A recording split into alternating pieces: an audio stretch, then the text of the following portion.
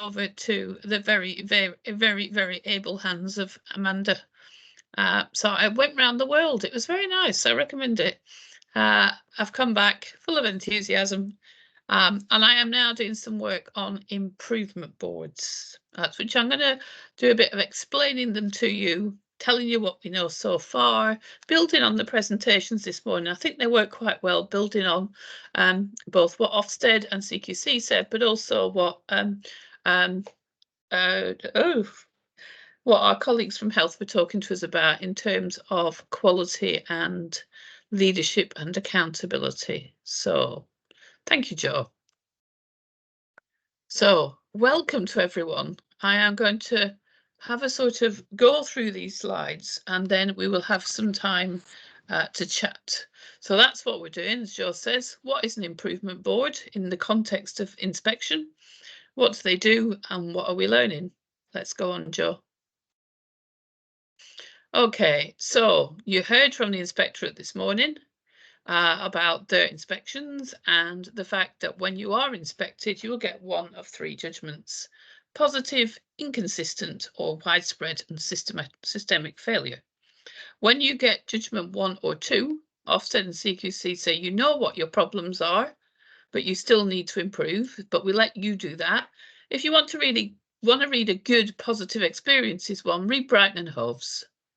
You know, read something like that and you'll see what were positives being judged, because that's partly what we challenged. Inconsistent quite a lot of, but today we're going to look at what happens when you get a judgment of widespread and systemic failure. Next one, Jo. And how's that working out? Well, at the end of January, when we tallied up all the inspections, you can see we're on a third split. 8 inspections resulting in a judgment of 1, 9 resulting in 2, and 7 resulting in 3. So about a third at the moment. And as a result of those inspections, all areas are looking at how to improve. So next one. So if you get a report that says you have widespread and systemic failures, you're going to quite a heavy process, really. The inspectors require you to prepare as a partnership. We're going to keep going back to partnership to prepare and submit a priority action plan. So they will send you a report saying these are the areas where we think there's systemic failure. You can discuss that report, work it out, and you go back and you say, all right, we've got a plan. We've got a plan. We've got 35 days to do it. And this is what we think we're going to do. And as part of that, you have areas for priority actions and areas for improvement. So this process, for those of you who knew the old system, replaces written statements of action. So we go from written statements of action to priority action plans and areas for improvement. I think I've seen most areas end up with at least 2 areas for improvement, two priority actions. Some areas have ended up with 4. And there's often 4 or 5 areas for improvement. So areas that don't quite hit that you are in trouble, but where we were expecting to see change. Next one, Jo. And then, so as well as submitting your plan, there's been quite an interesting political debate. Under the old system of written statements of action, government started to believe that almost local authorities weren't taking them seriously and their health partners. So almost you go around the country and somebody say, well, we're going to get a written statement of action anyway. It's going to happen. It's going to happen. And so government was looking at, well, how do we make people, why do people not take SEND seriously? You know, if you get an inadequate report for your social care systems in health, in local authorities, or you get a sort of urgent stuff in health, people take it seriously. You get the same things in SEND. People don't seem to take it as seriously at the most senior level. I'm not saying that people working in it don't take it seriously, because they do. And so now most areas, if they get a 3, will be issued with a formal improvement notice. And you can see them on gov.uk. So the formal improvement notice, which is issued by some senior soul in the DFE, says, you are now required to take this seriously. You are now required to get this right. So next one. It makes councillors very worried. So the improvement notice requires the area to set up an improvement board to ensure the plan is implemented. You have to agree quite a fixed plan. And then you start to implement it, you think this doesn't make any sense, but you have to agree a fixed plan. You must accept support and challenge from DFE and NHS regional staff. And I think those staff and the boards are still working out how that works. What is that relationship? What does it look like? How much of it is support? How much of it is challenge? Is it about good practice? Is it about whatever? What's it about? So I'm in my meetings, I'm saying, I need to understand your roommates. Help me understand that. Help me understand how this works together. And they must appoint an independent chair who needs to be approved by the DFE. So they have to appoint somebody who the DFE feels can actually move that board forward. So my role at the moment is I am the independent chair for Nottinghamshire, Hertfordshire and Oldham. So they're the three boards that I'm working with at the moment. And that's really, really helpful for me and hopefully for them, because what I'm trying to do in each of those areas is think what the learning is, and how do we take that learning forward, and how can we do that, and how do we make that work? So that's been quite helpful. So let's look. Next one, Joe. I think the first learning I'd say for anybody in this position is this programme takes a huge amount of resource. And it's resource that's not there because you don't get any more money apart from priority for the RISE programme. So it does take quite a lot of focus and investment and whatever, and it's a real challenge for people. And I think we have a real challenge with timelines because people then expect to see results quickly, but actually it takes quite a lot of time to get things set up and to get things in the right place. And at the moment, what the inspection process says and the improvement process says is set up a board. Doesn't say who should be on that board, how to make it work, how we're going to judge success or whatever. So that's what we're still learning. But actually what we do have is there's a real clear need for programme managers and programme management. And it's really interesting. It goes back to what our observations have been again and again and again, which is when you are working with staff who understand both the culture of health and the culture of the local authority, that makes it easier. So where we're bringing in joint posts across the system, so people know, yeah, that's what that means in health. It's that common language stuff. That's what that means. This is how we bring it together. That's that process that either we have to have innately or have to build quite quickly. Next one, Joe. So the interesting thing is, in the areas that I work with, this feels very, very different from written statement of action. The impact of the inspection and the result has been traumatic. You know, something that suddenly says systemic failure is a really powerful thing for those areas. And if you read the inspection reports on page 2, it says, and actually this area does these things really, really well. You know, health does this well, local authorities as well, the partnership does this well. People don't read beyond the headline. All they see is systemic failure. And that's a real shock for people. So helping people deal with that shock. You get frontline staff who say, but we've been working so hard on this, going all the way, and lead members and councillors, because there is an improvement notice, who start to bounce. You know, how did we ever get to this? We weren't expecting. None of the areas that I've worked in expected the result that they got. And so it's been a real problem for people. It's a real traumatic response, working their way through the system to actually go from how the hell to what do we do? And sort of also taking parents with you on that journey. Because people then see systemic failure and think the whole system's failed. And in none of the places I'm working with has the whole system failed. Yeah, elements of it are not working as well as they should, but the way we use language and the way that comes out is quite hard for people. So I've had to deal with a few elected members, and of course all of you know just how complex the world of SEND is. People who are not part of our world assume there are quick fixes, and there are not. Okay, next part, next slide. This is interesting. We've been working with quite a lot of people on, so what's going on with inspections and what does it look like? And in one detailed analysis of the first 20, I think, the response from this analysis was county councils were generally graded lower than unitary authorities. We haven't had a county council yet who's managed to achieve 1, we've had county councils with G2, that local authority areas with smaller populations seem to fare better. There's definitely something about stability, without doubt, stability and leadership. So we're looking at areas that have interim, or where it feels like they're in a constant phase of reconfiguring, whether that's the ICB footprints or whatever it is, then certainly those areas are much greater challenged. And then there's quite a big political lobby at the moment about high needs funding. High needs funding is the block of money that primarily pays for education and stuff in the local authority. And it's a formula that's completely out of date. It's based on history. So some areas get a fair amount of high needs funding and do all right out of it, and some areas get very, very little. And those that get little seem to be struggling. So there's a bit going on about the politics of this. But at the moment, we keep this under. Will this be the case? That's what people think at the moment. All right, next one, please, Joe. Okay. When we look at where we are and whatever, this whole goes back to what Rachel was saying this morning about partnerships. This whole issue of that key relationship is crucial. So when you look at where things have gone wrong, the local authority and the ICB staff will often say to you, but we got on, it was okay.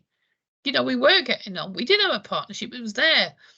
But, I was talking to one the other day, reflecting back over the first 6 months. And what they will say is, yeah, we sort of knew one another and we got on and that was fine. It wasn't that we were at daggers drawn, but it was that stuff underneath, that ability to share data, challenges and priorities. So we spent the first 4 months in one area being told we could not get waiting list data for speech and language therapy because you couldn't get it out of the data set. So we've had to push and push and push to try and get what is a shared data. And then I was somewhere the other day and they brought in a bloke on analytics, and it was like the light going on. And he went, yeah, of course we can share it. What do you want? I want this, I want that. Can you link me attendance data? Can you get me this waiting list data or whatever? So that sort of national learning that we pull, and I don't know how many years we've been talking about data, Lorraine, but that issue of that sort of shared understanding of our challenge and what we're doing, absolutely key. And then this issue about challenges and priorities, because they're not the same. So how far can you make your priority and the local area's priority? How do they come together and what do we do? So the issue about partnership is not about liking one another as helpful, but it's this issue about really getting below the understanding of and being then able to do that. There is an issue about plans parents. To be told your area that you live in is failing your children is a really hard message. So how do we bring parents on board? And one of the real challenges at the moment is so much work goes into these things. So somebody will come and they'll say, look, Christine, this is how far we've got, and it'll all be rag rated and it'll all be green. It's fabulous. But if I'm a parent, if I'm a child, do I know any different? Do I know what the impact is? Do I know what's happening to me? So that issue about how we can demonstrate what we're doing. So in every area that I'm working in, I'm saying I want a comms and engagement strategy, and I want it from the start. Because I want us to be able to tell the story, not in the very complicated graphs and data that I see, but in the story on as a child. So something on waiting lists the other day, for example, some work that had been done, making sure that every family knew what the process was, so they hadn't got lost in the system. Somebody was going to talk to them. Couldn't solve the process, but we do that. So that one's been key. And the other thing that's been key is schools. Schools have to be at the table. People say, oh, it's really hard because you've got 200 schools and there's an academy in this one and that one and whatever. But schools have to be, because part of working with schools and defining success is critical. So I've had schools saying to me, oh, we don't get enough support in this, and our EHC plans are too late and whatever. And I've said, that's fine. What are you going to do about it? How are you going to help reduce assessments? What is it you are doing on early intervention? So you may be waiting 2 years for a neurodiversity diagnosis, but you know these kids. So what is the learning you are putting in? So that balancing act between getting them, for me, there is a sort of square at the table, the local authority, the ICB, parents and schools, and the voice of children and young people. And unless that square is strong, then that's the judgment for the partnership for me. Okay, next one, Joe. All right. What are local authorities failing on? Well, I didn't understand this actually today, but I do now. If there is an area of systemic failure, there is automatically an area of failed leadership. So you always get this governance and partnership judgment if you fail somewhere else. So governance and partnership, there all the time. This understanding goes back to what we were hearing this morning, that key issue of joint commissioning, joint strategic approaches, not solving everything, but what is the mitigating action? We understand the challenge, we're working on it together, and we have an appropriate escalation and accountability route. So we haven't waved a magic wand and found a load of money. Be nice if you could, but actually we've got that right. And then again, this issue about data, complete data sets, etc. And a real challenge where areas are not coterminous. Yeah, so I work, if you take Nottinghamshire, it's a big authority. It's got, within it, it's got the Nottinghamshire ICB, that's great. Nottingham City is a separate thing, and yet families go across the border all the time. So how do we standard data there? And then towards one of its borders, it's got Bassetlaw, which is in South Yorkshire. So how do we get all of those together on things so we have that total picture and make it work? And how do we pull those things in and understand that's been really key. Next one, Joe. Every single inspection talks about waiting lists. The two balancing acts are in local authorities, it's specialist places. And you heard that from the inspectorate this morning. And in health, it's assessment, diagnostics, SALT, neurodiversity, etc. It's the ones that we know. The issue is that they don't exist. They do exist. I hate the phrase waiting well. I know the NHS likes it. I can't bear it. I don't think parents wait well. So I think, however, the effective management of a waiting list, helping people understand what's happening at any stage so they know that the system hasn't lost them, looking at alternative ways of supporting families, etc. And then what I'm interested in, and I'm trying to push the regional staff on this, Lorraine, is what's a benchmark for an acceptable waiting list? You know, when the inspectorate come in, people say, right, we're going to cut it by 50%, we're going to do this or whatever. There will always be a waiting list. But at what point are we manage it so it's an acceptable waiting list, and trying to get those concepts in? You know, rather than people feeling that somehow they're going to magic it all away, when actually there will always be children coming through a system. And what are the factors influencing all of this is the timelines in developing provisions. So you heard from the AP Sols earlier, local areas can get permission for a new school because they've developed, realised that there are gaps there, but it can take 7 years for the first admissions. Staff with the right skills is a really interesting thing from both health and local authorities, that what they do is they keep putting out adverts for staff that don't exist. So the only way you get those staff is you poach them from somewhere else.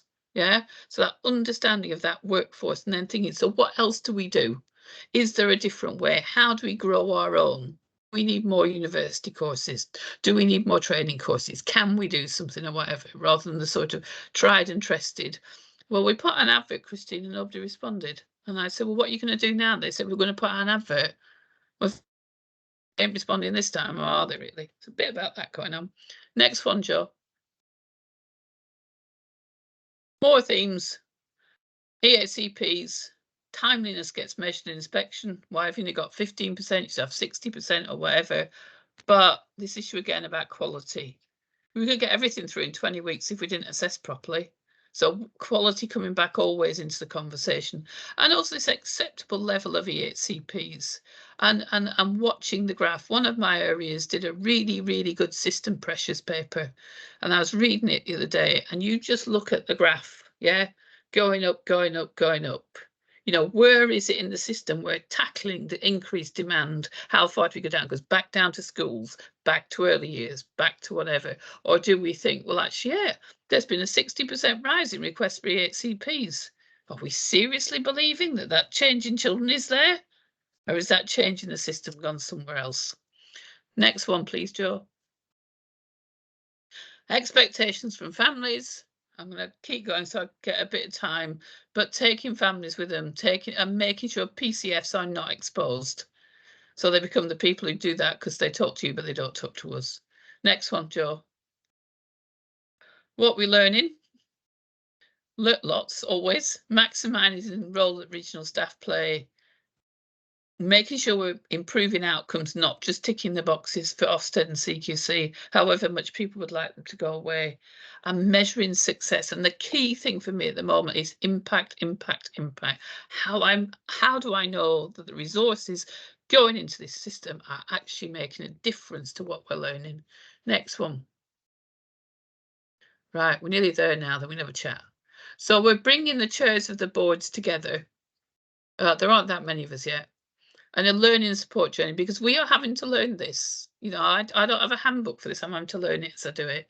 But the DFE have commissioned us to put together, through the CDC work, an information and support pack for new boards, and to start to share our reflection and learning with them as this process develops. So that's the pieces of work that we're working on at the moment. I think, Jo, that's the end of the slides, isn't it?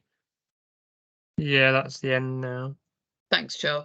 So what I'm really interested in, audience, we'll take the slides down, is you can have the slides, is what does that feel right? What are your reactions to it? What you're thinking about it? Tell me. Have you had just too long a morning, which also would be completely reasonable? Sally, do come in. Hi, Christine. I have the pleasure of, I'm actually retiring in 14 working days' time. So I'm just going to put that out there. Yeah, I mean, I was one of the first DCOs and a very long-standing DCO down in Berkshire West. And I went through 3 full fat inspections under the old regime. Yeah. 2 that we got through, and one ended up with a written statement of action. And you know, my reflection on the wording that's being used, you know, yes, we want SEND to be taken seriously. Thank God it's now got a much higher profile than I think it ever did. I spent much of my career banging the drum, going, listen, these are our children, to quote your words. These are our children. They're not education's children, they're our children. But another reflection, half a mile from my house where I'm sitting right now, Ruth Perry was the head teacher of Caversham Primary School. And I think we all know, probably on this call, that Ruth Perry took her life. It was an outstanding school. And yes, that school put thousands and thousands onto the value of your property. And it went from outstanding overnight to inadequate. Yeah.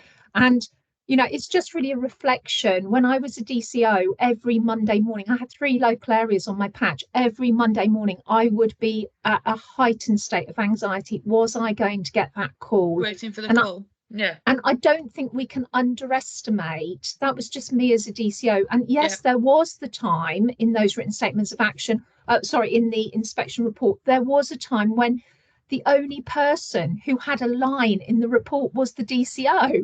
And it would be like the DCO is really effective. And it was like, thank God for that. Or sometimes it wasn't that. And it's the message to central government, if anybody's listening, is these things aren't just routine bits of life. These, maybe that's one of the reasons I'm retiring early, because it really took its toll.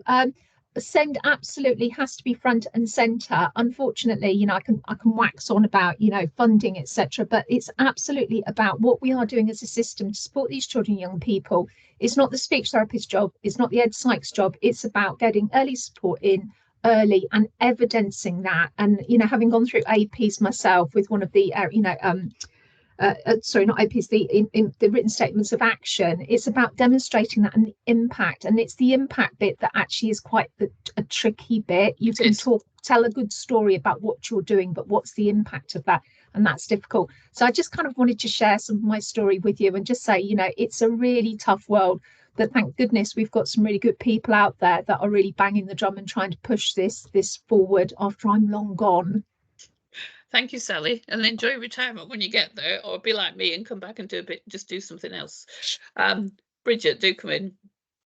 Hi, yeah, I'm Bridget Price. I'm DCO. I'm Plymouth facing, but I'm a Devon DCO. So we recently failed an Yes. inspection. We've got quite a large improvement plan going on. And as Sally said, as a DCO, I felt I've never been through that process before.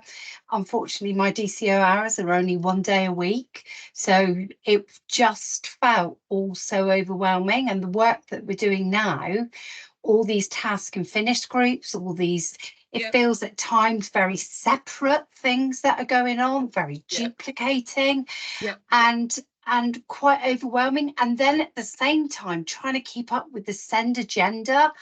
And I've just been on the dashboard session, and he mentioned about other systems using NHS numbers. And I thought, my God, how easy would that be if that was happening, as a way of me being able to work out from a SEND point of view when I get queries, if I had an NHS number. And like you said, how difficult it all is, that we've all got different IT systems, we've all got different ways of logging our patients. And my previous work was very much in safeguarding, and the focus that safeguarding is given in comparison to SEND in health. And I think I would love for there to be the same drivers. So yeah. Thanks, Bridget. Lorraine, do come in. Oh, Christine, it's so nice to hear your reflections. And I've no doubt that we might see more improvement boards and more independent chairs on coming up. I was wondering about your reflections around the roles of the regional teams. I think we can definitely pick that up. We've got an away day at the end of March. We might invite you to come and speak. But I think the other thing is, I was wondering about what your reflections is in terms of who sits on the improvement boards from an ICB perspective. I think it's really important, because as ICBs move into their structures, who is the best person to sit there? Is it the exec lead from the ICB, who may not have a full understanding of what happens on the ground? Or do we need to think about, heads of SEND posts in ICBs? Some of them are emerging. Or is it alongside the DCO? We have capacity in DCO places. Where do we get that health voice alongside the provider and the ICB? So I'd be interested in reflections maybe offline about, have we got the right people supporting? Yeah, it's interesting. Yeah, no, you're absolutely right. And I think we're still working that out. And in areas, so I'm working in one area, which is part of a much bigger ICB. And I've had to ask formally for an accountability paper, because I can't get the mix. I can't work out the levels. We have to take the senior levels, because that goes back to what Bridget was saying about taking SEND seriously, and Sally. So I have to make sure that the most senior person is worried and is able to do something. But on the other hand, I need people with the knowledge to change the system, rather than people who just bang the drum. So getting those balances are quite hard in terms of leadership, and we are playing with that. So I can, be good for you to have a chat. And I'm always happy to work with you, Lorraine. So. Yeah, no, that's great. I've popped in the waiting list in the chat for people if you wanted to see. The monthly SITREP data gets published. It's in the public domain. But just remembering that speech and language therapy and OT, they don't have a referral to treatment sort of 18-week sort of metric. Exactly. And I think that is part of the challenge. We don't have that national guidance about what is acceptable. Yes. And why are you waiting? Because some children will be waiting, have more need than others. It depends. It's all individual, isn't it? Yeah. Okay, Anna. Oh, hi. Yeah, I'm currently in Southwark at the moment, but I was in Richmond and Kingston, so Achieving for Children. So I recently went through a SEND inspection just before I moved here. And I thought it was a much better process, but I've lived and breathed the written statement of actions in Richmond and Kingston. And I actually think they are amazingly helpful tools to support your local area. I've come here now and I'm really surprised at the lack of rigor, governance, engagement, because of there hasn't been that written statement of action. I think it's actually really sad for boroughs when they haven't got that. And I think those improvement boards, I would welcome that. I think it's a really helpful mechanism to support local areas. As one of the things, I do think there is something about that shifting that turn to early intervention when we're really caught in that demand piece, and how do we reprioritize and refocus that with our jointly with ICS and our ICS colleagues. I completely agree with people have said it. I feel there needs to be really targeted discussion with our DCSs, our strategic leads at place, and really ask for accountability and sign up, because unless we do that, we're asking our DCOs to often do impossible jobs. They're often part-time. The lady speaking was over 3 boroughs. They're just, they're not the people that can really sign up to it. So I really feel like we've got to really hammer this at a strategic level to give us the voice to be, what are our absolute musts that we have to work and how we work together and what's good practice. Because if we don't do that, we're all going to be kind of trying to fight together to shift this. So sort of reflection, and then the early intervention stuff's really hard to turn that when you've got the tap on. That's really hard. No, I think that's helpful, and I think that's interesting. I mean, and actually, under the old system, that often is where people ended up. That actually the written statement of action had given them the sort of profile that they needed and got leadership involved and whatever. I think with the new improvement boards, partly what you're also trying to do is you're trying to get sustainability out of it. So you have a massive waiting list or a massive agenda item, and somebody finds some emergency one-off money to sort things out for a bit, and that's helpful, and that children will get access to things. But how do we build sustainability at improvement? So how do you embed SEND at that level so it's automatically on that agenda rather than it's just a reaction to the current crisis or the next crisis? So that's the work we're doing. It's that learning we want to spread. Jill. Thank you, Christine. From a large ICB, it's really listening coming there to know who may not be put on an improvement board that will be forming within our ICB. Having 9 local authorities within Cheshire and Merseyside, where I am, that is, I think, going to be interesting to see line of sight. Is Halton one of yours? Yes. All right. I get you, Jill. I'm there. So obviously that's just been released, and I think that is to have the people that understand place, but to have that ownership at a higher level, with some influence in whatever way that may be, will be really interesting to do there. I am also interested on the role of the regional reps, having covered for an area written statement of action and have my personal views of what a regional rep may or may not have brought to that table, and now in a new framework, what their role is, and could be going to be working alongside you to potentially holding you to challenge, depending what your outcome would be. I think that's an interesting relationship, and I think that needs working through. Would be my feeling on that. I think to me, though, overall the reflection, Christine, is really good to hear some reflections on how improvement boards and what's happening post-inspection already. I think it's something we didn't have in the last round. We were all doing our own work, looking at inspection letters and kind of working it out. Having this quite early on now could hopefully help other areas that are still waiting to be inspected from that learning. There's no reason why we can't be changing our partnership boards and strategy boards, whatever you call it, to be more like that improvement board now. Exactly. And doing that learning. And I think that's what's really good to hear. And I hope that you continue to be able to share that. Thank you, Jill. Andrew, I was going to ask you if you wanted to come in, and there you are. Hello, Christine. Lovely to see you. I'm Andrew Fellows, Assistant Director of the Health Team at CDC. Given you're here, and obviously the first time I've seen you come back, I'll take the opportunity to ask one of the big questions I know you quite like answering.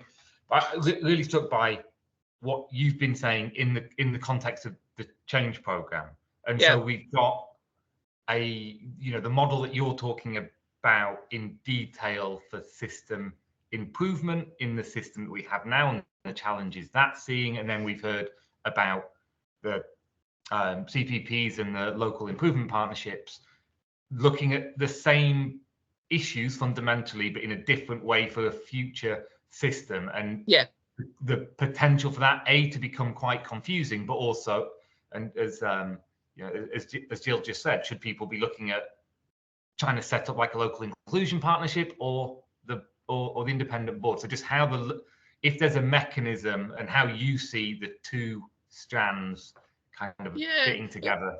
It's a really good question, Andrew, and it's really interesting. So one of the areas that I'm working in is a change program partner and has a 3. And I think that's going to happen a bit as things go through. And I was working with the program manager the other day, and I was saying to her, you have to separate out these agendas. You have to work out what you're doing under the change program. So they're about to implement the new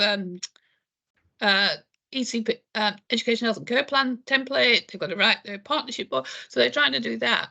And they were integrating it with the inspection stuff. And I'm saying you can't do that yet, because actually you will just fail on both. It's such a massive agenda for people to take on with very limited resource, I think. So what I've done there is I've separated out, there are some things we need to do, priority action areas, etc. They can then feed back into the change program stuff. But unless we hold these separately at the moment, we can't do it all. And I think that is one of the challenges that, areas are trying to deal with a whole range of things that they get very excited about. And the heart of the priority action areas are, have we got the fundamentals right? Can we build a depth of governance and partnerships and understanding and schools and whatever? So it is quite hard. So what I think I want to do with my colleagues, and with Deborah who's doing a lot of this, is the LGA advisor working with the boards, is start to feed some of that back in. Otherwise, there's also a danger that the processes will separate out. So yeah, there's a lot of sort of current learning that I'm sort of still thinking through and having some conversations with DFE about how I might help. Yes, that's right. Yeah, the monitoring visit doesn't give a monkeys about your change program work. So trying to, I've got an authority that's the closest to the monitoring visit, and I'm having to say to that area, okay, next month we are going to look in detail at the priority action plan. We are going to be totally confident, not that we have solved the area, not that no child's on a waiting list for whatever, not whatever, but that we have put the strongest mitigations in place in order to manage that process. And we are going to pull that out and look at that, and then we're going to look at, and then how does that impact on other things? So it's a bit of a complex jigsaw at the moment. But as you know, Andrew, I do like a jigsaw. Yeah. All right, I think, Joe, we are coming to our end. You all get the slide. Lorraine, do come in. Could I just ask one quick one, Christine? Do the Of terms course. of reference and who's on these improvement boards get published? Well, they don't exist really. I mean, Right. don't get me wrong, each board has a terms of reference, and that should be part of its public facing stuff, as should be the names of the people on the board. But in part, and the boards are still working out who the right people are, not just in terms of ICB representation, but in terms of schools, for example, or whatever.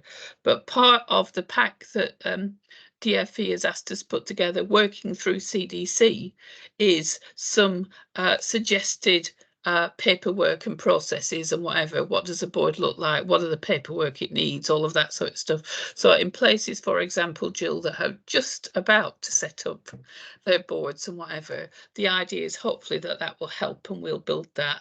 And one of the things that we've learned from the outset that we're still learning is also all of those boards have to have a communication and engagement strategy from the outset.